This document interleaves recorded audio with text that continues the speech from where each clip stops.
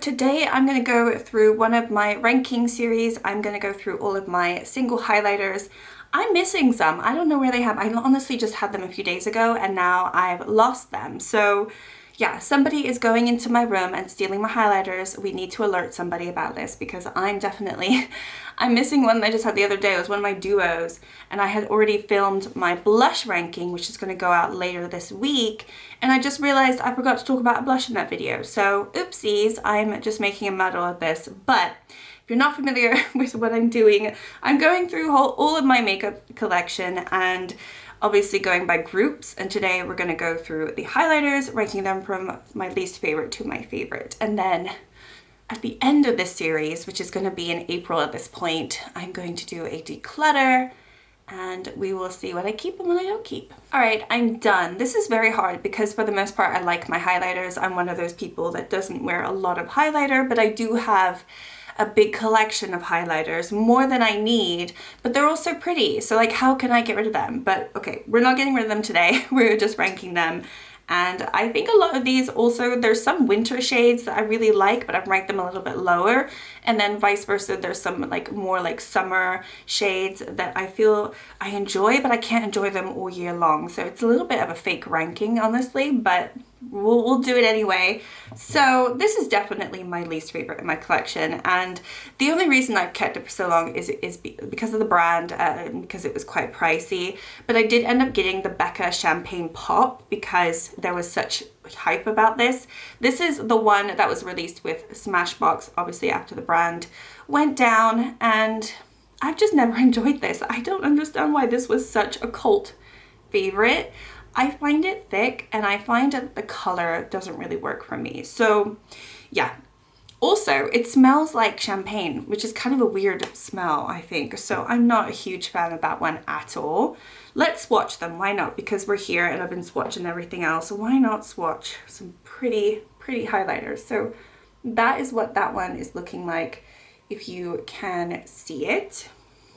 It's gonna be fun actually because we're gonna see all the different colors. Honestly, the color works for my skin tone. I just don't really like it on my face for some reason. Next up, I do like this, but I don't really use it as a highlighter. And if I do, it's just for fun. So this is obviously a ColourPop Super Shock.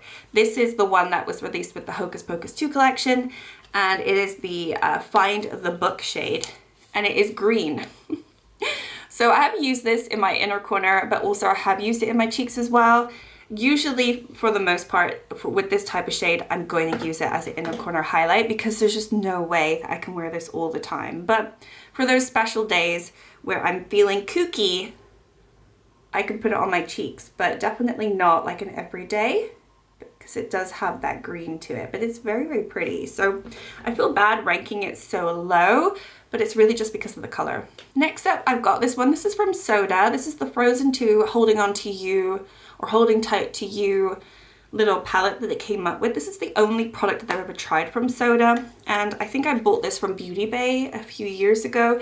Mine completely came out, so I have to be careful, so I've kind of squished it back in. It used to be quite pretty looking. This is a pretty highlighter, but again, it's pretty chunky, and it's really only good for the winter, this one, because it is quite icy and pink. I feel like it doesn't have a pretty flip like the ColourPop either. It is quite light. I don't know if you can spot that there. It might be hard to, well, let's play Spot the highlighter, shall we? Okay, next up is the first of my duos in this video. It's the other duo that I've lost. It's the duo from May. I don't know what's happened to it. I spoke about it, like I said, in one of my videos. It's coming up this week, but now I can't find it to rank the highlighter in there. I did talk about the blush. So this is the e.l.f. Cantaloupe little sort of duo here. And I obviously have both in here, but we'll just talk about the highlighter. I think the highlighter is fine, but when I compare it to the rest of the highlighters in my collection, it's just not really special anymore or enough, and doesn't really stand out, but it is still pretty. I definitely have held on to this right there. I've held on to that palette though, more for the blush as opposed to the highlighter, and so it's not perfect for me. So anyway, Next up, we've got one from Catrice. I do like this, but I like it in my inner corner. I don't really feel like I have ever put this on my face. So this is the limited edition Advent Calendar gift box. It's the mini powder highlighter in the shade Lilac Frozen Glow. And it is a really pretty inner corner highlight. It is so, so blinding, this. And it's so pretty and cute. And I have the teeniest tiny little pan, which I'm slowly expanding. But yeah, you can see it's pretty icy there.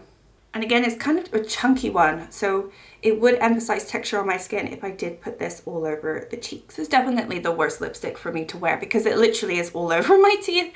So I do apologize if that is noticeable, but yeah, just a bit chunky, so that's why I ranked it so low, but I do like it. Then we have this e.l.f. This is the Face and Body Multidimensional Shimmer. This is more of an all over the body highlight, if you will. It came out with their Retro Paradise collection years ago, and I've actually always kind of enjoyed this. I've always thought, should I get rid of this? But actually, it's kind of like a putty formula. At first, I wasn't sure about this, but the more I've had it, and obviously I have quite a nice pan in here, the more I've really enjoyed it. It is quite creamy, and the more you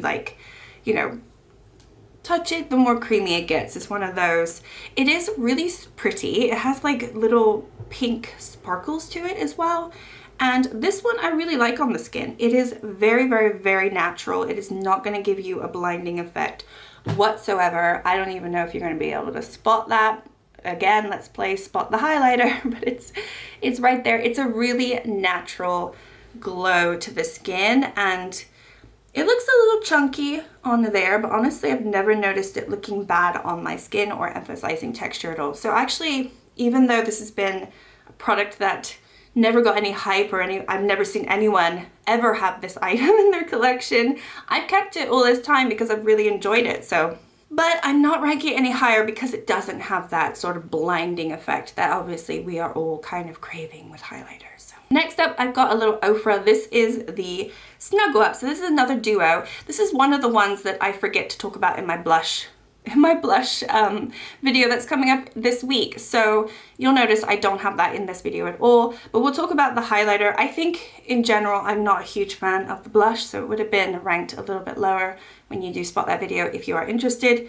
But the highlighter itself, I think is pretty chunky too. Like you can see, I do have an Ofra highlighter palette, and I have another Ofra highlighter that I'm going to be speaking about.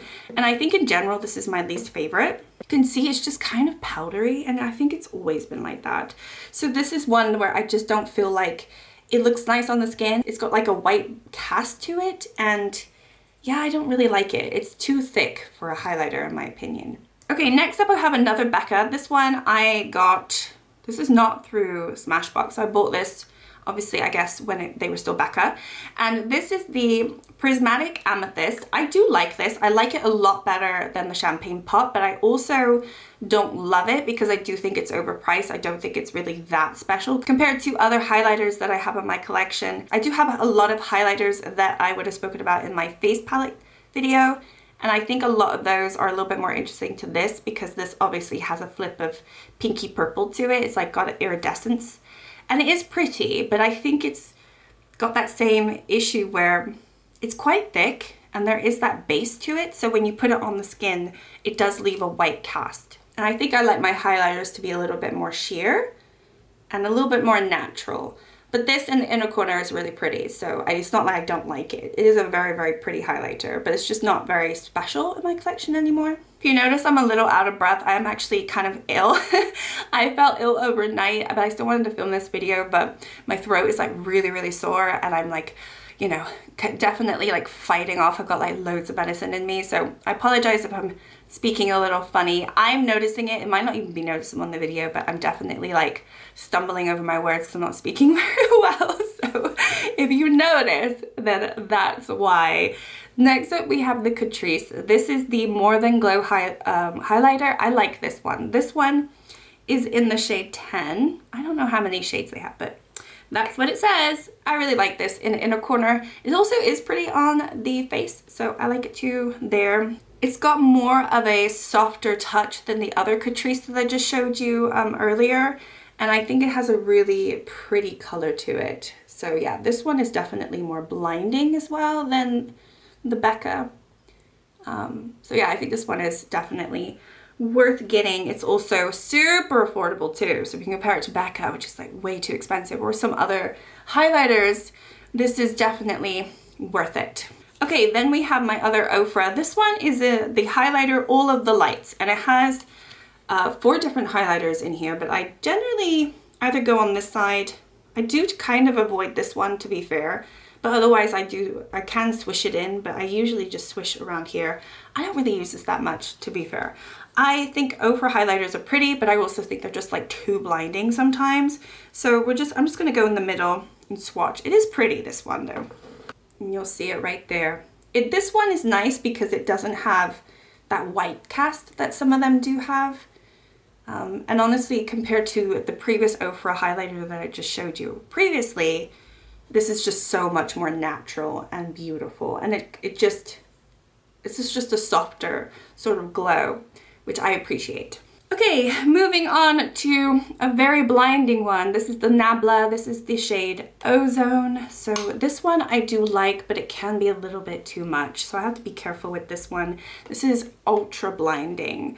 Sometimes not in the best way, but it is very pretty.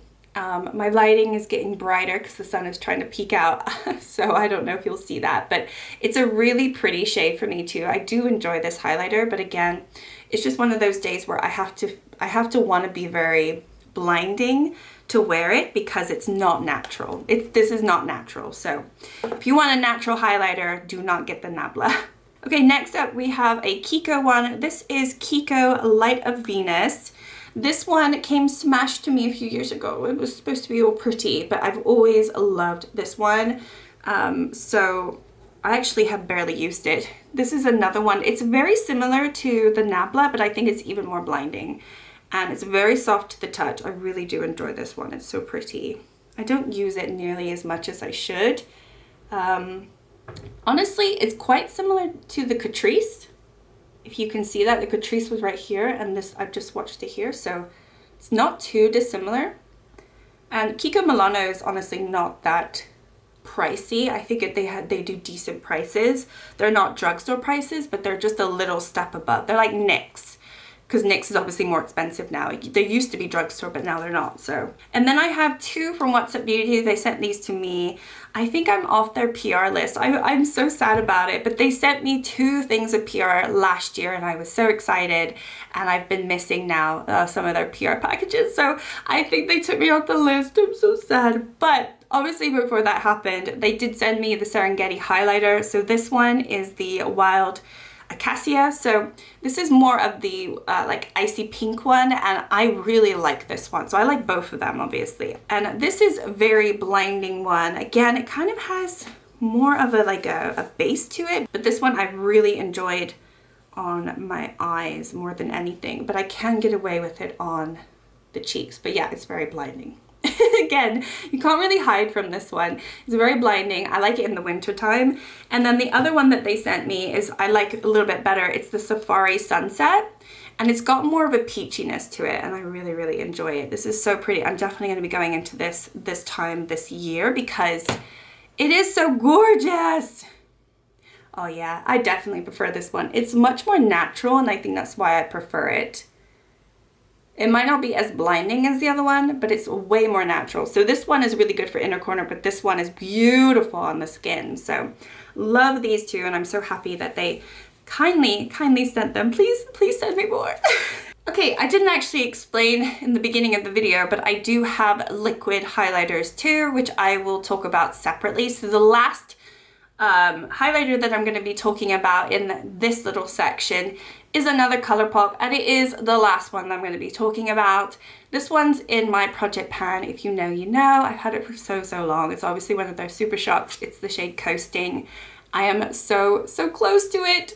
So yeah, I'm not going to show anymore because it's kind of a spoiler from my project pan. But yeah, this one is just so beautiful. I will swatch it. It is just stunning, and I'm going to really miss it. And I think I'm ranking it so high because I know this product more than any other highlighter in my collection. It is a very natural, and I love that about it. It's so natural. I really love these Super Shock highlighters from ColourPop, and I think I don't know. I mean, I don't need more, but if I ever did another order from ColourPop in the future, if I just decided to, I might add one in, yeah, just to have, because I do like them, even though they take years to finish. This will be my second one once I have finished it. But yeah, it's just beautiful. I love how natural it is. Okay, then I only have 4 liquid highlighters. This has definitely changed over the last few months. I used to just have 1. So the first one is the Essence here. I have grown to enjoy and appreciate this, but I still can't say that I think it's great. It's the Magic Filter Glow Booster, and before I pulled it into my Shop My Stash last time, the previous month, not this last Shop My Stash, I'm not talking very well today. My brain is not working. I was gonna just chuck this and just like call it a day, but I figured out a way to use it, and it's actually really pretty. So this one I thought was going to be more like a primer, or more like something like the Charlotte Tilbury Flawless Filter, and it's definitely not like that. It's definitely more like a liquid highlighter, so that's what I've been using it. It's just too thick to put anywhere else on the skin. And honestly, it gives a really, really natural finish, so I do like it. I wish it wasn't so thick, because it can be a little sticky, but then obviously it dries down, it's fine. Then I also have this one. This is the Technic Vitamin C Brightening Boost. This one, I stupidly thought that it was like a skincare, like brightening under the eyes thing, but it's no, it's a liquid highlighter. It just doesn't say it. I'm stupid. But this one I think is very pretty, so it's not that bad. Like, it's not like I don't like it. This one, as opposed to the Essence one, is a very liquidy when you put it on. I don't know if you're going to even notice the difference. My hand is just going to be very shiny because they all kind of look the same. But I would say that this one's a little bit easier to use, just in terms of the actual packaging and the fact that it is more liquidy as opposed to the Essence, which is liquid, but it's a very thick liquid. And then this one is pretty new. It looks like I've used tons, but I haven't. It's just the air pockets disappeared. I don't think you get much product in here. How much do you get? You get 10 mil. Doesn't look like it. Anyway, so this is the Baby Got Glow liquid highlighter from Essence, and this is new to me for this month. I do have it on today, but I did like some underpainting today, so I don't know. Anyway, so this one is very, very pretty. But again, they all kind of blended into the same, so I don't know if you're gonna notice it. It's over here. They're all like so similar. Like, how can I rank these? I think it's just more about application and how I use them. I think with this type of product, it's quite nice to have the little poof. So I've ranked it a little bit higher than the Technic one, but honestly, they're kind of similar. And then I put this one right at the top because this one I think is a little bit more blinding than the others. This is from the brand Do You, I think. I got it in a beauty box years ago, and it's the shade Claire. Again, never seen anyone have this, but this is more of a like an icy pink, and obviously they all have different applications. This one I've kept, and it was my only liquid highlighter for a long time in my collection, and now it's surrounded by others, but it's down here. So this one is a little bit different to the others because they're all a little bit more of a neutral shade, and this one is the only one that leans a little bit more pink, and it's good for the winter, whereas I feel like these I could wear all year round. So yeah, those are my liquid highlighters and ranking them. Honestly, I think I ranked this one the highest out of those is because I know it the best, so I need to work on the other ones a little bit more, and then maybe I will change my mind on them. Alright, that is the end of the video. The sun has disappeared. My lighting's been all over the place this video, so I do apologize for that, but I got it out. It's here. I'm gonna go probably wipe up all my makeup and go lie down. I'm feeling sick. So I hope everyone's doing well. Thank you so much for watching, and I will see you all next time. Bye!